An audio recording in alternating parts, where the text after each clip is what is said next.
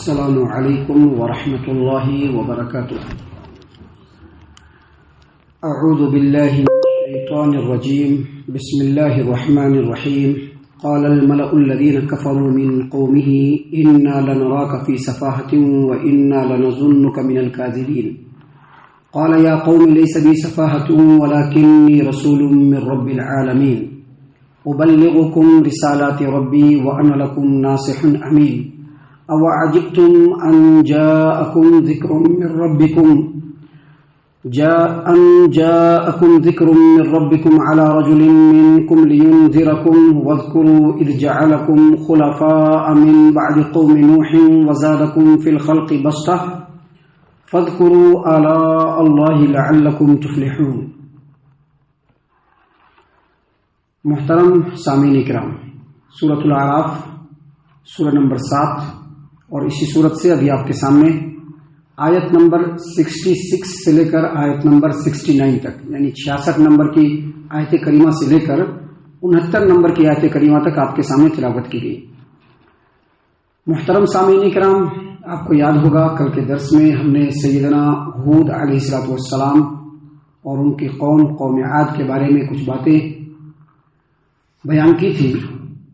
سامعین کرام، اللہ تبارک و تعالیٰ نے آیت نمبر 65 میں سیدنا ہود علیہ السلام اور ان کی قوم کا تذکرہ کرتے ہوئے فرمایا، وَإِلَىٰ عَادٍ أَخَاهُمْ هُودًا، اور قوم عاد کی طرف ان کے بھائی ہود کو ہم نے بھیجا رسول بنا کر کے۔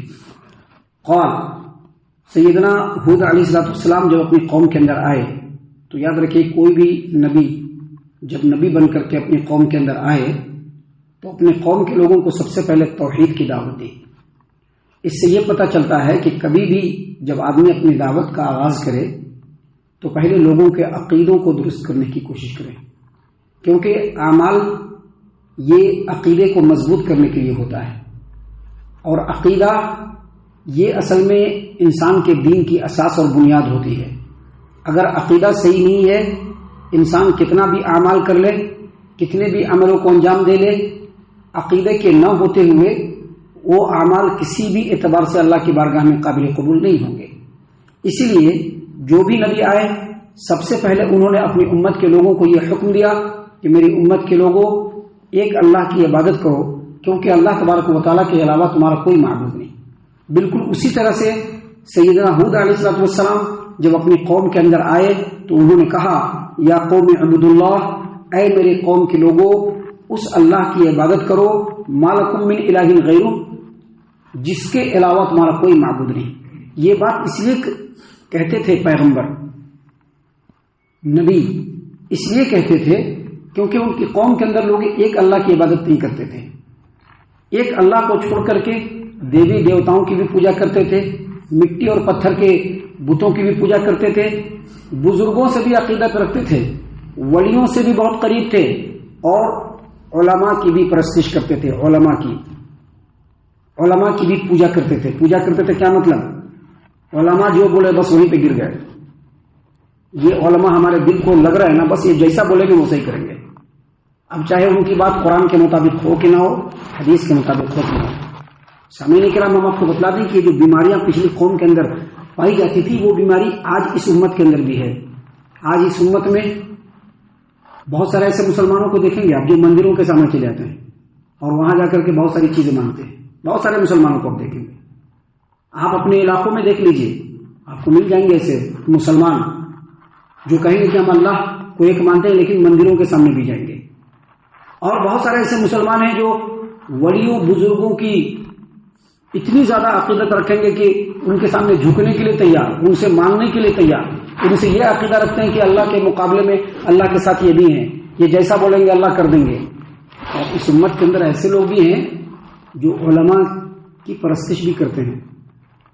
ہمارے امام صاحب، ہمارے عالم صاحب نے جیسا کہا ہمیں ویسا ہی کرتی، حدیث کو پیچھے رکھو یار، قرآن کو پیچھے رکھو۔ تو اسی لیے پیغمبر جب آتے تھے تو اپنی امت کے لوگوں کو پہلی جو دعوت دیتے تھے وہ یہی دیتے تھے کہ اعبدوا اللہ، اس اللہ کی عبادت کرو، ما لکم من الہ غیرہ، جس اللہ کے علاوہ تمہارا کوئی معبود نہیں، افلا تتقون، کیا تم تقوی اختیار نہیں کرتے ہو؟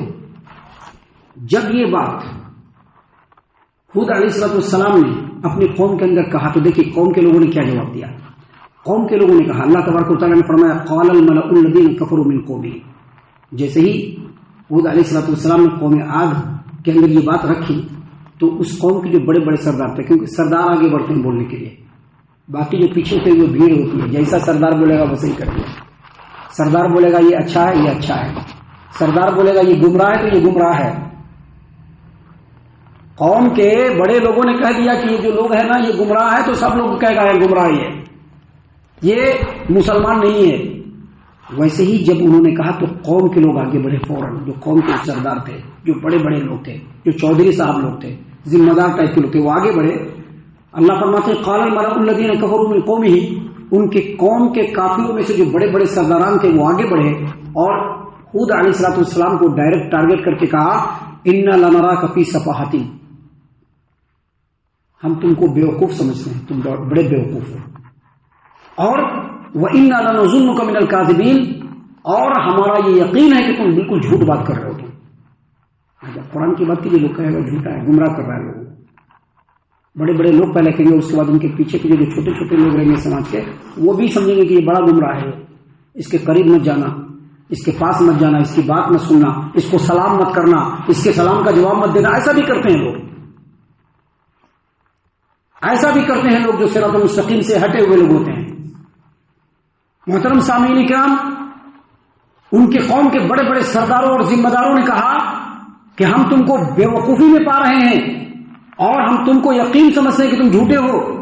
تو ہود علیہ السلام نے کہا یا قوم لیس بسفاہۃ, اے میری قوم کے لوگ, میں بیوقوفی نہیں کر رہا ہوں, لیس بسفاہۃ, میں بیوقوفی نہیں کر رہا ہوں, ولکنی رسول من رب العالمین, لیکن میں اس رب کی طرف سے رسول بنا کر کے بھیجا گیا ہوں جو پورے جہان کا پالنے والا ہے. سامعین کرام, یہاں پر جو ان کی قوم نے جو جواب دیا کہ ہم تم کو بیوقوف سمجھتے ہیں, اس کا مطلب سمجھتے ہیں؟ اس کا مطلب یہ ہے کہ وہ لوگ یہ سمجھ رہے تھے کہ اتنے سارے جو جھوٹے معبود ہیں جن کی ہم لوگ پوجا کر رہے ہیں, ان تمام کو چھوڑ کر کے ایک کو کیسے مانا جائے, ان تمام کو چھوڑ دیا جائے اور ایک کو مانا جائے. یہ تو بالکل بیوقوفی کی بات ہے. بالکل ایسے ہی بات مکہ کے اندر مشرکین نے بھی کہا تھا.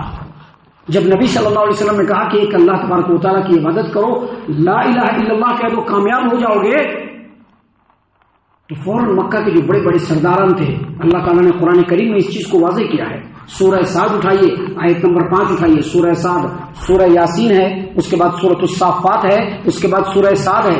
سورہ سعد کے آیت نمبر 5 میں کہا اجعل الآلہۃ الہا واحدا ان ھذا لشیء عجاب, ہمارے جو اتنے سارے جو معبود ہیں جن کی ہم پوجا کر رہے ہیں, ان تمام کو چھوڑ کر کے ایک اللہ کو ہم ماننے لگے, یہ تو بڑی عجیب بات کر رہے ہو محمد تم.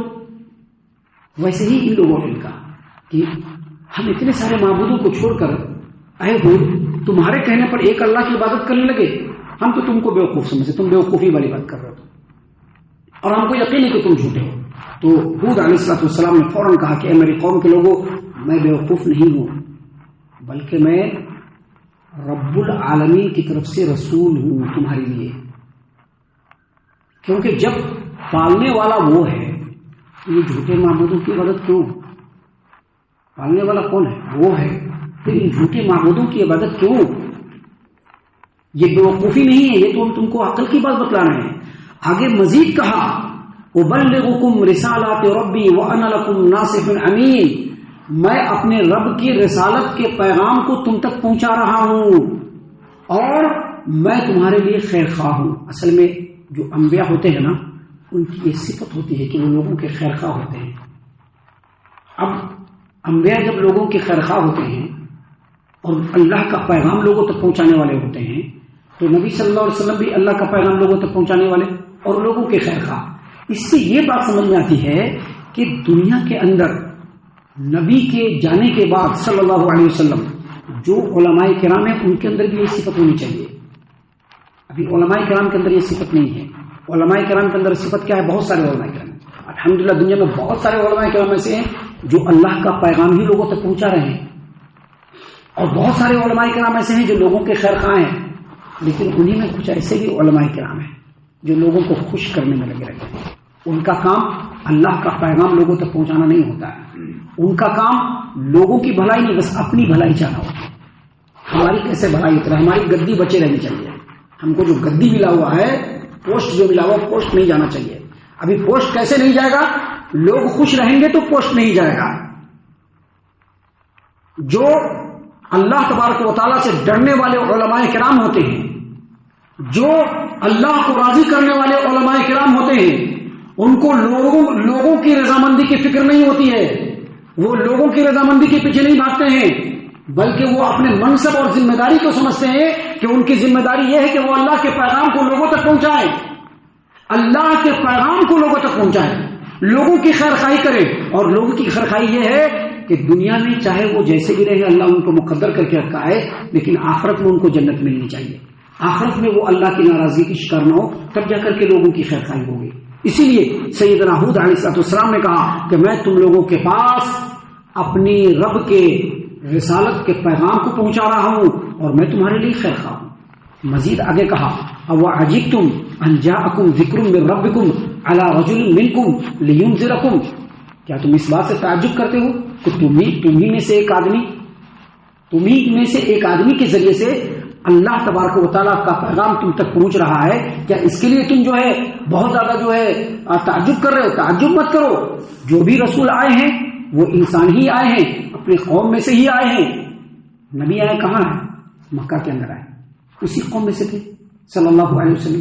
ویسے ہی کہا کہ تعجب مت کرو. اور آگے مزید کہا وَاذْكُرُوا إِذْ جَعَلَكُمْ خُلَفَاءَ مِنْ بَعْدِ قَوْمِ نُوحٍ، اور یہ بھی یاد کرو کہ اللہ نے جو تم کو اس زمین پہ جانشین بنایا ہے، قوم نوح کے بعد بنایا ہے. کیا مطلب؟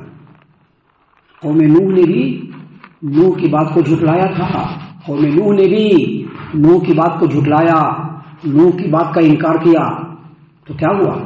اللہ نے ان کو تباہ و برباد کر دیا. اس لیے یاد رکھنا، تم کو نوح کے بعد ہی اس روئے زمین پر جانشین بنایا گیا ہے، قوم نوح کے بعد. آگے مزید کہا وزادکم فی الخلق بسطہ، اور اللہ تبارک و تعالیٰ نے تم کو بہت لمبا چوڑا ڈیل ڈول والا بنایا ہے. بعض روایتوں میں آتا ہے کہ 12 ہاتھ کے تھے، 12 ہاتھ کے. جو ہاتھ ہوتا ہے نا، اپنے ہاتھ سے 12 ہاتھ لمبے تھے وہ لوگ، اور چوڑے تھے، اتنے موٹے تازے. اللہ تبارک و تعالیٰ نے کہا کہ حود علیہ السلام نے کہا کہ اللہ کی نعمت کو یاد کرو کہ اللہ نے اتنا لمبا چوڑا مضبوط جسم دیا ہے اور رزق بھی دے رہا ہے اور طاقت و قوت سے بھی نوازا ہے. اللہ کی نعمت کو یاد کرو. فاذکروا آلاء اللہ لعلکم تفلحون، اللہ کی نعمت کو یاد کرو تاکہ تم کامیاب ہو جاؤ. اللہ کی نعمت کو یاد کرو گے تو اللہ تبارک و تعالیٰ کی قدر و قیمت تم کو نظر آئے گی، ان کا مقام نظر آئے گا. اور پھر اللہ کا جب مقام نظر آئے گا تو یہ جھوٹے جو معبود ہیں ان کی کوئی حیثیت تمہاری نظر کے سامنے نہیں رہے گی. سامعین کرام، اتنی نصیحت سیدنا حود علیہ السلام نے اپنے قوم کے لوگوں کو دیا. اب آگے قوم نے کیا جواب دیا، انشاءاللہ اس کے بعد جب درس ہم آپ کے سامنے پیش کریں گے تب بیان کریں گے. ہم اللہ سے دعا کرتے ہیں کہ اللہ تعالیٰ ہم تمام کو ان تمام باتوں کے اوپر خوب غور و فکر اور تدبر کرنے کے ساتھ ساتھ ان باتوں کے اوپر عمل کرنے کی بھی توفیق عنایت فرمائے. آمین. اللہ تعالیٰ ہم تمام کو صحیح معنوں میں پکا سچا مومن مسلمان بنائے، اللہ اور اس کے رسول صلی اللہ علیہ وسلم کی اطاعت و فرما برداری کرنے والا بنائے، صحابہ کرام رضی اللہ عنہم کے طریقے پر چلنے والا بنائے، جنت الفردوس میں جگہ عطا فرمائے. اے اللہ ہم تمام کو جہنم سے پناہ دے. اے رب العالمین ہم تمام کو جہنم سے پناہ دے. اے مالک الملک ہم تمام کو جہنم سے پناہ دے. آمین یا رب العالمین. وما علینا الا البلاغ المبین. تبارك الذي نزل الفرقان على عبده ليكون للعالمين نذيرا.